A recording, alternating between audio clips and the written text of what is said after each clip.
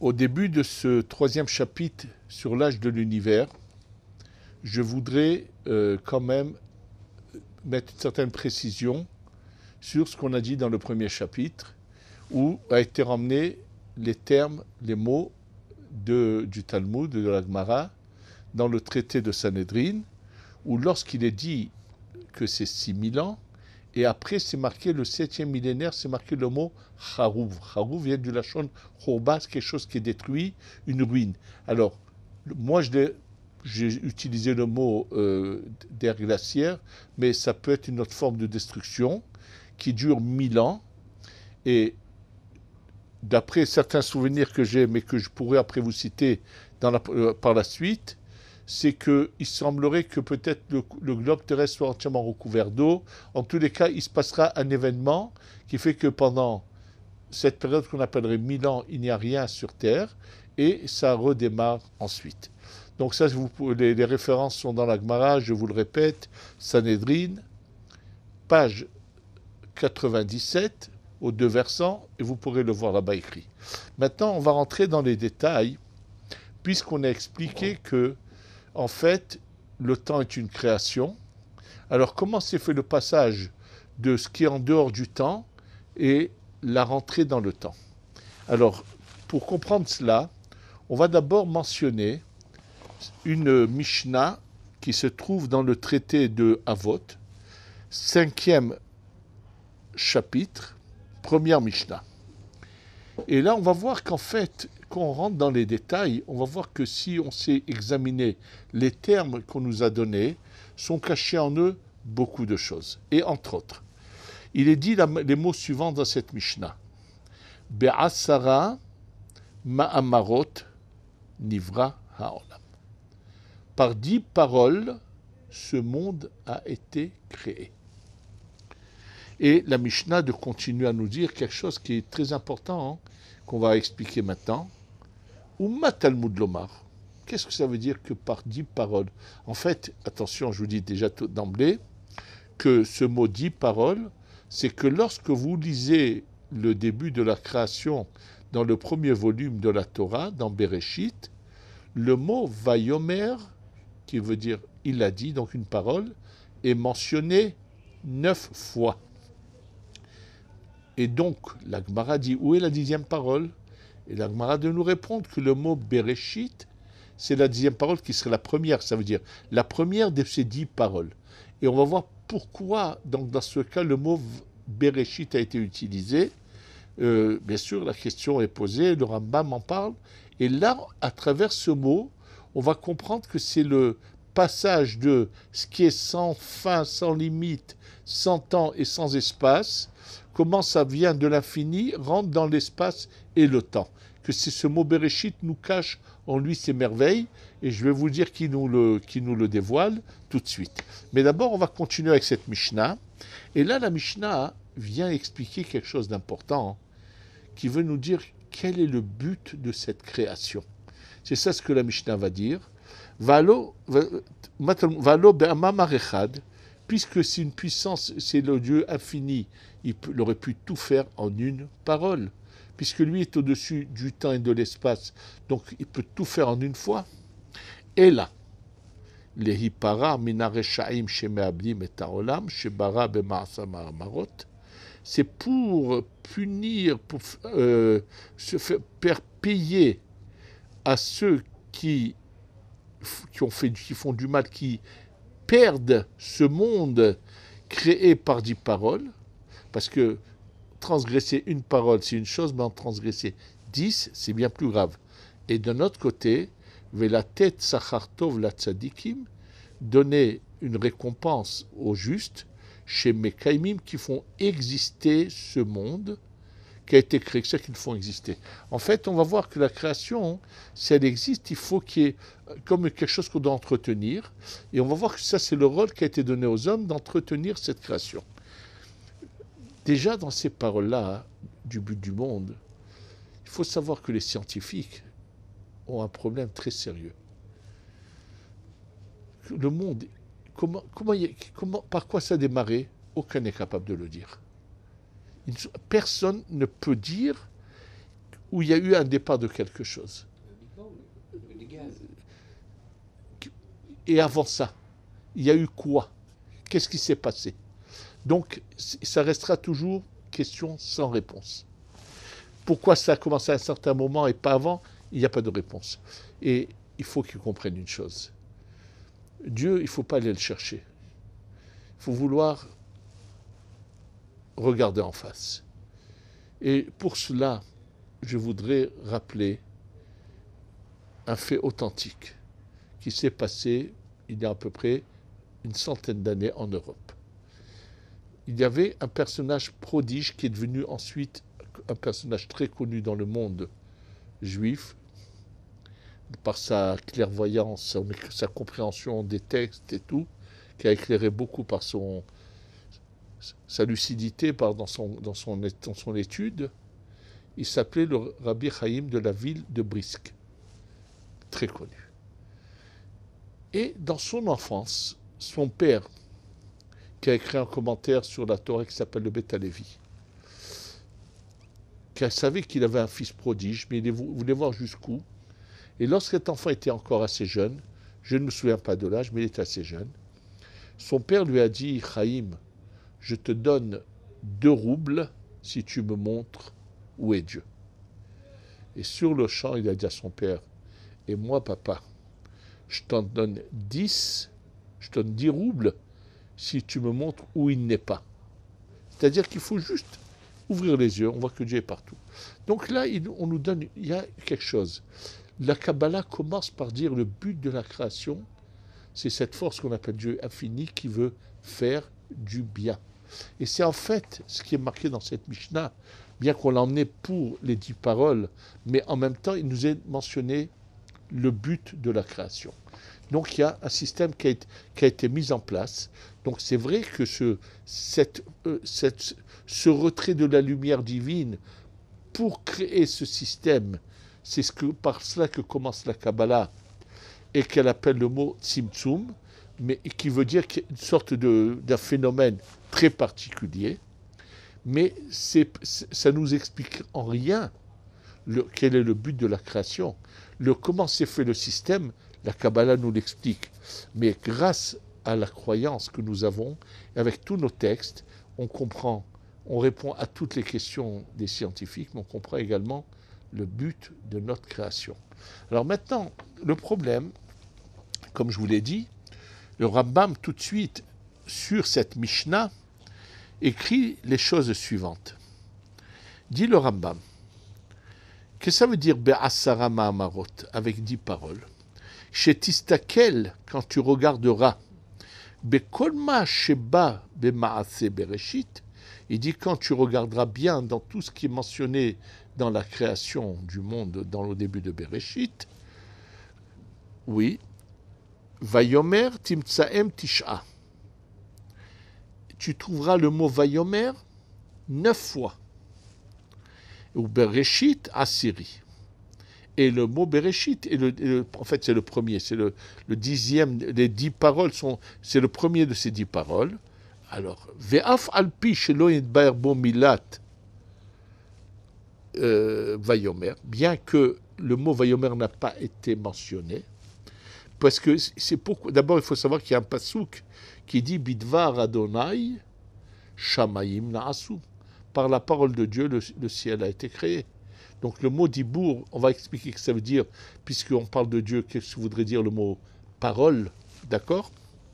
Alors, bien sûr, le Rambam ne veut pas rentrer dans la profondeur, c'est un commentaire sur la Mishnah qui doit être accessible à tout le monde. Il veut expliquer que c'est comme si qu'il y avait marqué le mot Vayomer. Bon, ça reste quand même un problème. Pourquoi le premier mot, qui veut dire Dieu a parlé à fait, est le mot Bereshit? Alors, celui qui va nous l'expliquer, et qui va nous expliquer comment on passe de cet infini dans cette atmosphère de temps et d'espace, c'est le Orach Chaim HaKadosh, Rabbi Chaim Ben Atta. C'est le début de son commentaire sur la Torah du mot Bereshit. Alors, pour comprendre ce qu'il veut dire, il faut savoir qu'il va se référer à un autre événement qui est exactement semblable à celui-là, où également il va y avoir pénétration de quelque chose d'infini dans ce qui est dans le temps et l'espace. Alors pour le comprendre, il faut savoir que beaucoup, la plupart, la grande majorité des gens, quand ils lisent les versets qui parlent que lorsque la Torah a été donnée sur le mont Sinaï, quand je dis aux gens combien de commandements Dieu a donné au mont Sinaï, qu'est-ce que répondra presque tout le monde? 10. Que 10 paroles, 10 commandements ont été donnés au mont Sinaï. C'est pas tout à fait juste. La Gemara apparemment dit tout à fait quelque chose d'autre. Je vais vous dire les termes de la Gemara dans Masechet Makot. Darash Rabbi Simlai. Bon. Rabbi Simlai va nous parler des 613 mitzvot ont été donnés à Moshe au Sinaï et ainsi de suite. Et puis, ensuite, Amar Avnuna. Maintenant, sur ces 613 où il y a des interdictions et des commandements, vient nous dire, le Rav Amnona va nous dire comment s'est passée la transmission de ces commandements. Est-ce que c'est Dieu en direct ou c'est par l'intermédiaire de Moshe? Et là, écoutez bien ce qu'il dit. Il y a un verset qui est dans la Torah où c'est marqué Torah Tziva lanu Moshe Moracha Kilater. Il veut dire Torah nous a ordonné Moshe. Torah, ça veut dire Torah nous a ordonné Moshe. Il dit non, tu sais à quoi on fait allusion? Le mot Torah, quand on le compte, on fait son décompte, il s'écrit Tav, qui est 400. Vav, c'est 6. Resh, 200. 606. Et 5, ça fait 611. Torah, Tziva le Moshe.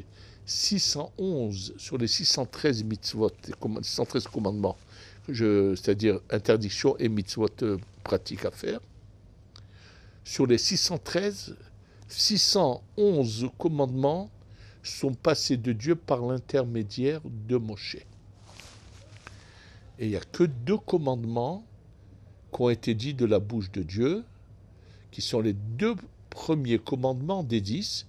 Anochi Adonai Elohecha asher hotzeticha me'eretz Mitzrayim. Je suis ton Dieu qui t'a fait sortir d'Égypte. Lo yelecha elum al panai, tu n'auras pas notre Dieu à part moi. Qu'est-ce qui est marqué là? Que combien de commandements on a entendu de la bouche de Dieu? 2. Or, je sais que ça va vous choquer à tous, puisque la plupart des gens sont habitués, lorsqu'ils lisent cet enseignement, ces versets-là dans la Torah, il y a marqué apparemment clairement que Dieu a dit les 10 commandements. Alors le problème, c'est bien sûr que sur place, ce commentateur qu'on appelle Rashi, qui est connu pour son explication sur les commandements, sur toutes les paroles de la Torah, là il faut un peu de réflexion et de le lire de manière minutieuse pour se rendre compte que finalement Rashi répond à cela. Et qu'est-ce qu'il nous dit Rashi? Écoutez bien. Quand les 10 commandements ont été donnés, c'est marqué Bedibur Echad. Une parole et tous les 10 commandements étaient dedans. C'est-à-dire qu'aucune parole n'a devancé l'autre. Je vais vous expliquer ce que je veux dire. Quand je parle de la table et de la chaise. J'ai parlé d'abord de la table et ensuite de la chaise. Je ne peux pas dire table et chaise en un seul mot. Donc il y a un ordre dans le temps chronologique où je mets d'abord une chose en première. Dans notre vision des choses à nous, les 10 commandements sont 1, 2, 3, dans l'ordre. Mais il faut savoir que avant que ces 10 commandements pénètrent complètement et dans l'espace et se transforment dans une notion qui nous est accessible à nous, il y a eu une période intermédiaire.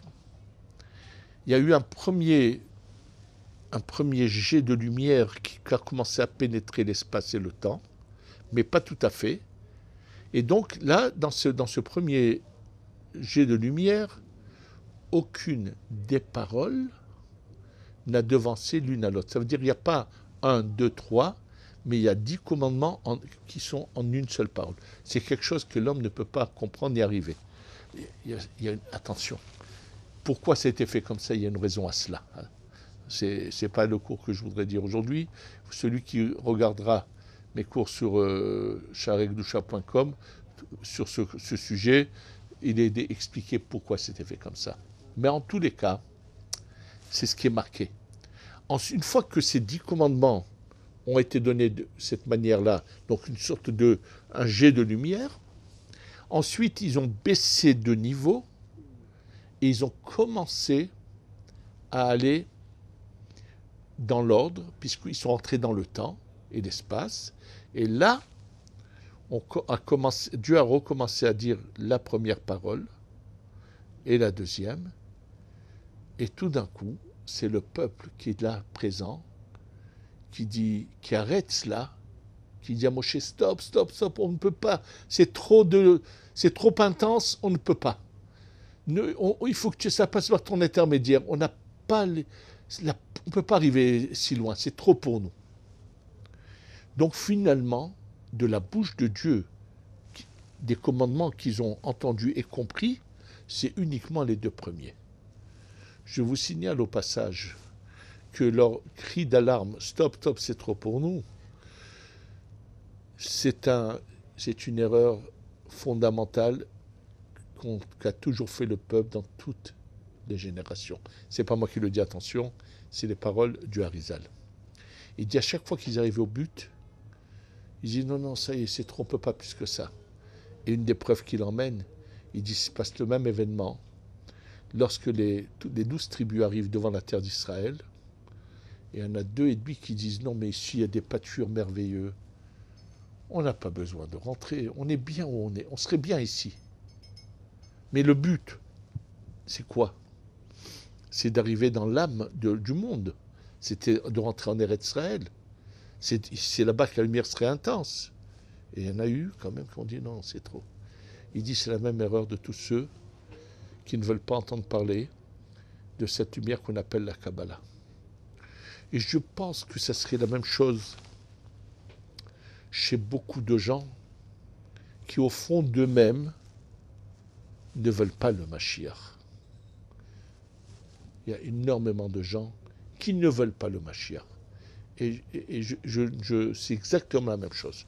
Juste pour mieux le comprendre et pour que je vous dis, et que c'est vrai ce que je vous dis, je vais vous raconter une histoire authentique qui a eu lieu 100, 150 ans, 200 ans en arrière.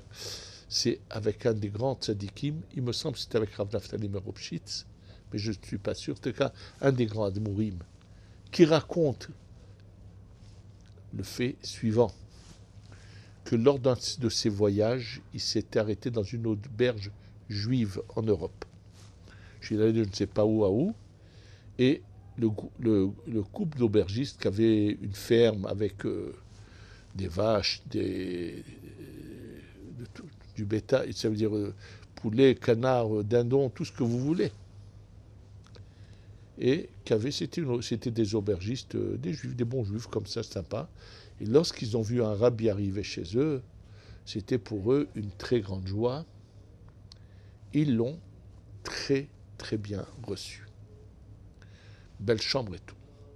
Et puis, le mari et la femme, au milieu de la nuit, ils entendent des pleurs. Ils sont choqués. Le mari se lève. C'était pas loin la chambre où se trouvait le rabbi. C'était pas loin de leur chambre. Il ouvre la porte et il voit le rabbi assis par terre en train de pleurer, de sangloter. Il lui dit, Rabbi, est-ce qu'on t'a fait quelque chose qui n'est pas bien? Le lit n'était pas convenable. Qu'est-ce qui se passe? Il est choqué de voir ce rabbi assis avec une bougie en train de pleurer. Et le rabbi le calme, il dit, non, ne te fais aucun souci. Il ne s'agit pas du tout de vous.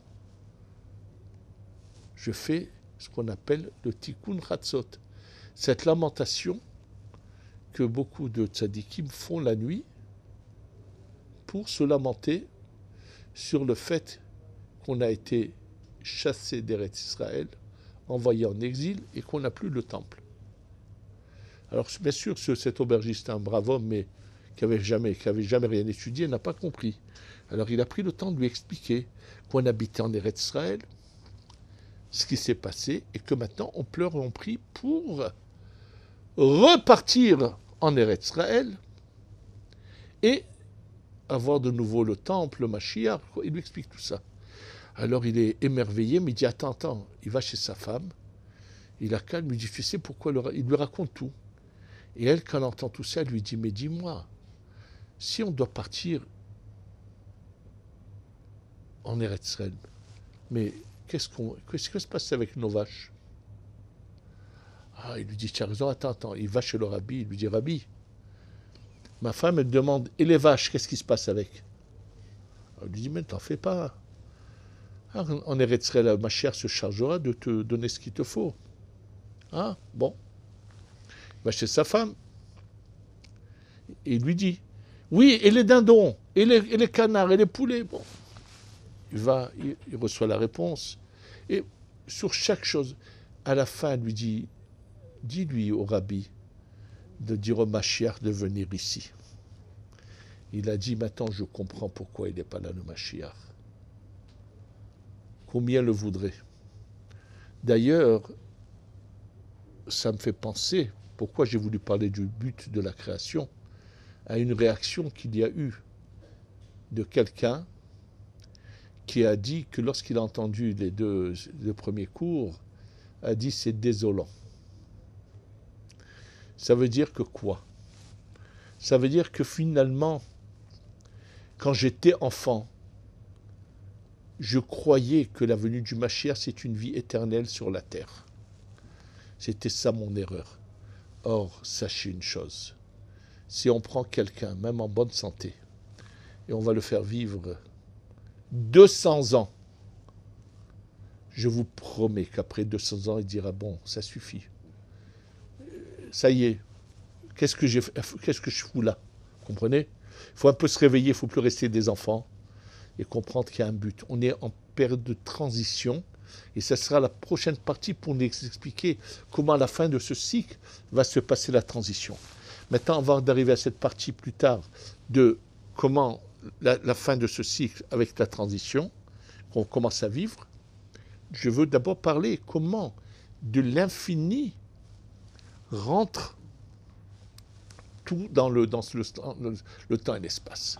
Et cette transition du haut vers le bas est cachée dans le mot Bereshit. Donc en réalité, cette Mishnah, quand elle nous dit Be'asara Ma'amarot, par 10 paroles, le monde a été créé, il ne s'agit pas de choses matérielles, mais il s'agit en fait de toute la spiritualité qui commence à pénétrer dans la matière. Et cette pénétration, elle est infinie et elle se repasse à chaque cycle. Ça veut dire que on ne sait pas comment étaient les cycles d'avant. La Torah, c'est ça ce que le Arizal a voulu nous dire, que la Torah ne nous parle pas de ce qui ne nous concerne pas. C'est pour ça qu'il a voulu dire, c'est mes Koubalim qui ont cru comprendre dans les versets de la Torah qu'on était dans la deuxième Shemitah, dans le deuxième cycle de 7000 ans, et qu'on nous parle de celui d'avant. Il dit, vous vous trompez. La Torah n'est pas un livre d'histoire. C'est un livre de service de Dieu. Ce qui s'est passé dans le cycle d'avant ne nous concerne pas, ne doit pas nous intéresser. Ce qui se passera dans le cycle d'après non plus.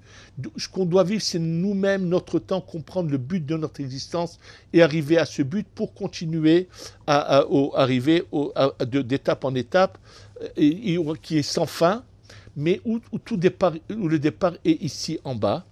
Et là, c'est ce qu'on va essayer de comprendre.